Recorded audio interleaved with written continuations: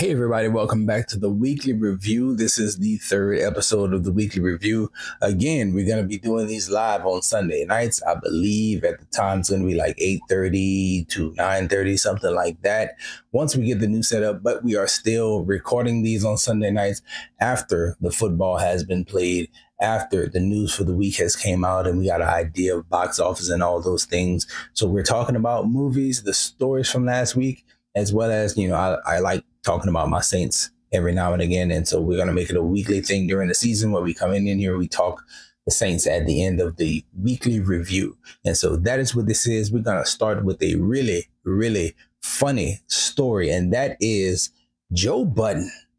Joe Budden auditioned to be live action Kratos. I've never heard of anything so hilarious in my life. And if you don't have social media, if you don't have Twitter, this is the one time that I would recommend to people.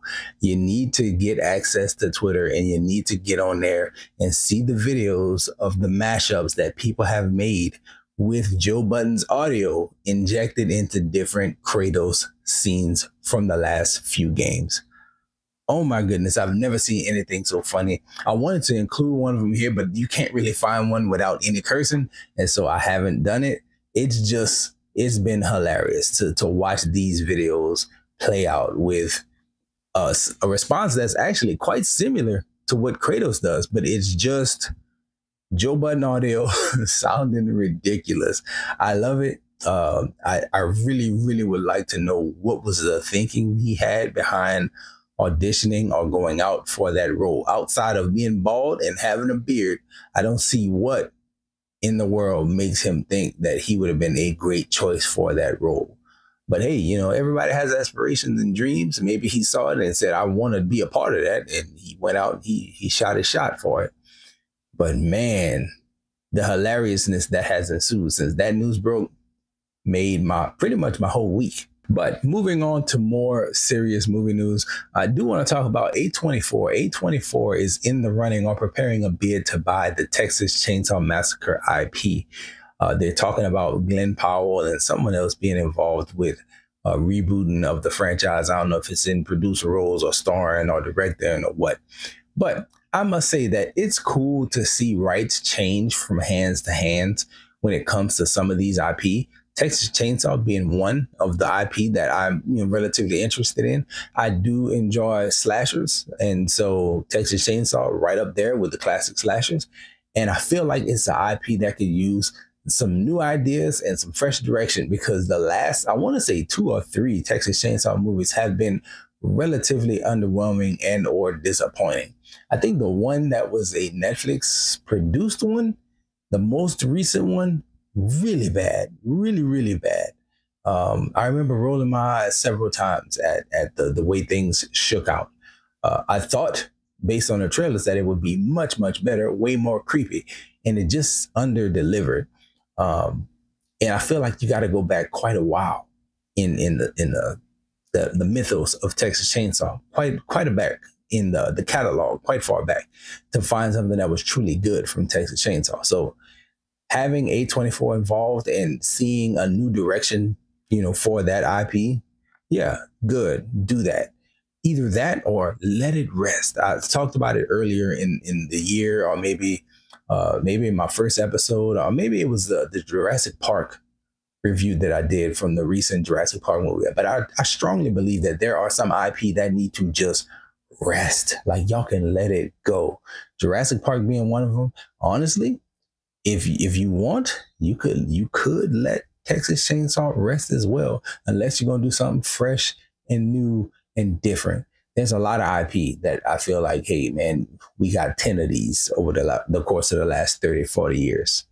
We can let it go now. But the biggest movie news that I want to talk about, and probably talk about for a little bit, it would be Paramount making a bid or preparing a bid to buy Warner Entertainment or Warner Media, whatever it is. Warner Brothers is up for sale yet again. In my lifetime, I want to say Warner Brothers has changed hands at least 4 times. Now, the first few times happened when I was not at all into movies and or tracking anything. But in recent memory, since 2018, Warner Brothers has been sold twice already. It was sold to AT&T in 2018, and it was sold to Discover in 2022, and now it's up for sale again in 2025. And I'm thinking about, the Fresh Prince that Will Smith scene. How come you don't want me, man? Why doesn't anyone want to hold on to Warner Brothers? I feel like the Warner Brothers name is a good name. I think the Warner Brothers catalog is a decent catalog. I don't know if they necessarily have a vault as deep as Disney, but they do have the rights to a lot of properties. And it's like, I feel like that in itself is valuable. And I know I talked last week when I talked about the James Gunn news. I said I was tired of the superhero talk and so much noise that gets generated by just announcing stuff inside the superhero world. But this, to me, means huge potential shakeups for DC films. I always use the analogy. Me and my best friend talked about this like earlier in the week when we first caught wind of this news. And the thought was sports analogies, really easy sports analogies. Anytime you get a new head coach, new ownership, new people in charge, they want to get their guys. And so, yes, James Gunn produced a very good Superman. Yes, James Gunn is producing a Peacemaker show that is very good and very well received. But what if after they move on from David Zaslav, who I don't feel like there's any reason to keep him around, but you move on from Zaslav, you go from Discover to whoever Paramount is the next guys up to run it. What if those guys over there at Paramount come in there with big brains thinking, we know how to make DC even better. We're going to do this. James Gunn out of there. These people in there, they know what they're doing. And it's like, man, that would be so disappointing after getting all that we've gotten when it comes to the setup and the promise of a new direction with DC characters and a new vision for moving forward with DC. We haven't even seen it get off the ground yet. And now we have a potential move at the top that could reverberate down into the DC film studios. It would make me lose all hope for anything outside of Marvel, if I'm being honest. Say what you will about Marvel films and their releases over the last few years. I know some people feel like they've been lackluster and this and that. And I'll even admit that they produce a lot of films that you enjoy in the moment, but don't really stand the test of time. I'll give you that. But the one thing that that no one has ever been able to replicate when it comes to like films franchises is the fact that Marvel is incredibly stable and relatively linear. Yes, they do have hiccups where they have to rewrite things and change arcs, with the whole Jonathan Majors thing. It was on full display with that and pushing into multiverse and then seeing that it wasn't going so well. So we pivot, we change directions, but it's still one ship moving in one direction. Even if you got these branches with multiversal stories and Elseworld stories, it would be fine as long as it's one ship moving in one direction. With DC, you've had the Snyder attempt at a universe, and the CEOs at the time, I forget the guy's name. It was Ken something. He was in charge, and he, and not just him, but the execs over there at Warner Brothers said, hey, we want a Marvel universe and we want it now. And so you rush to add Batman and you rush the Justice League and you say, oh, we don't like the fact that people don't like the tone. So let's inject jokes and have Joss Whedon, who did the Avengers, come over and make it jokey and punchy. And it's the horrible version of Zack Snyder's Justice League. And then you get rid of Zack Snyder and you bring in James Gunn and you get all that transitional fallout between The Rock trying to step in to a power vacuum and take over and restructure things and make it about himself and have himself be a big player. That's all come out in the last few weeks and months. And it's like, okay, all this stuff has happened. All this stuff has taken place. And now it seems like you're on the right track with James Gunn at the helm. And it would be so very disappointing to see Warner get sold yet again and then see them come in, Paramount come in and say, hey, let's clean house over there and start with this fresh vision, even though people are relatively interested in the stuff that James Gunn is doing. I would like to see him carry out his vision akin to how we've seen Feige guide that ship over the last 20 something years. So, or almost 20 years. And so that's what I want to see in relation to DC. I also think about the streaming implications. some of these being really, really positive. Some people talk like, oh, you add Paramount Plus to HBO Max and like you merge those apps, kind of like you got with the Hulu and Disney, where you have Hulu that's a standalone app for the moment, and you have Disney that you can access all Hulu stuff inside of. That would be cool to have Paramount Plus over here, HBO Max over there, and you can access both, all the content in the same place. That would be nice. But who knows how it'll all shake out. I think that if any major changes are made, it probably won't be to James Gunn. If these guys have any sense, if these guys can look back at his pre-existing track record and just trust it. But if they come in big brain and think, oh, I know just what to do to make this great, then we're going to see some fallout. And I would be very disappointed to see his vision, James Gunn's version of the DC universe, get dethroned and redirected and changed before it really truly gets off the ground well yet. But those are my thoughts on all the movie news for the week. I do want to transition now to my New Orleans Saints, who have just lost this current Sunday to the San Francisco 49ers. I don't remember the final score, but I do know that we got 3 touchdowns out of Spencer Rattler. We got a 200-yard game. We got no interceptions. And really and truly, probably the best game from Spencer Rattler that we've ever seen, which is very, promising that, hey, you may have somewhat of an answer at quarterback. And here's the thing that's really, really frustrating when talking Saints. Again, I said it last week. This is what you want to see from a rebuilding team. You want to see a team that fights hard to the very end. You want to see a team that advances the way they do things each week. Last week, they were unable to score 21 points. This week, they scored 21 points and moved the ball pretty well on offense. You see where your holes are by seeing the play that you're seeing on the field.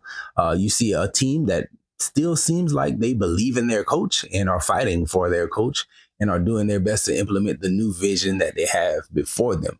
I will say it is slightly disheartening to see that your defense apparently has taken a small step backwards because they allowed more points this week than they did last week, as well as your offense. The inconsistency is still there. And so the obvious things are still obvious, but you see a team that is fighting and a team that is really, really focused on competing. And they are competing, even though they're losing. The last few weeks I've been doing this, I've always forgotten to mention that Saints Block Party Podcast, that's the place where you want to go if you want accurate New Orleans Saints coverage and news that is like frequent throughout the week. I know that a lot of people may just be seeing me because I show up in their movie news feeds and stuff like that. But if you want a place with better Saints coverage, that's the place where you want to go. That's the place where I go. But, and I got to say, they would probably say the same in relation to what we're seeing from the team. You want to see this. You want to see that your young players are stepping up and doing well, even though they're not playing 100% clean games, even though they're not winning every week, even though you can almost point out the different things that they're doing wrong. As a fan, you could see them. You also see that glimmer of hope that, hey, if we just get a few more pieces in a few more places, we could have a real good team, young team moving forward. Now, the other thing I want to talk about in relation to the New Orleans Saints, as well as the Saints Block Party Podcast, those are my dogs. Don't get it twisted. I really enjoy all their coverage. But those guys, along with a lot of other people, probably, the fans, the community that they've built, so proud to see how they started to where they are as far as the community is concerned. But there were a lot of people, not just them, but a lot of people talking about this 2026 college football draft class. And so it was hashtag March for Arch, Arch my back, Bust for Nuss, Sell for Sellers, Meet me at the Aller. And at this point, nobody believes in any of these 2026 quarterbacks at all. And after seeing this game from Spencer Rattler, in my opinion, it makes me feel like, hey, let's not even worry about anything that's going on in the college ranks. And let's, as fans, focus on what we see from week to week from Rattler. And then eventually when Rattler gets his card pulled and they move on to Tyler Shuck, let's see what we got in Tyler Shuck. We shouldn't put faith or any kind of stock in any of these college guys because if you watch football on Saturdays, you know that it has not worked out for many of these guys. They look really, really rocky. It looks really, really rough. Again, we saw the best game of Spencer Rattler's career this past Sunday against the 49ers, and it still wasn't enough. I think you continue to give him rope. Hopefully you can get to see some complementary football played on the offensive and defensive side of the ball at some point, regardless if it's Rattler at the helm or Shuck at the helm. But I just don't feel like we should be putting any kind of hope on any of these quarterbacks that's in college without seeing Shuck behind a full power team and without seeing Rattler behind a full power team for a stretch.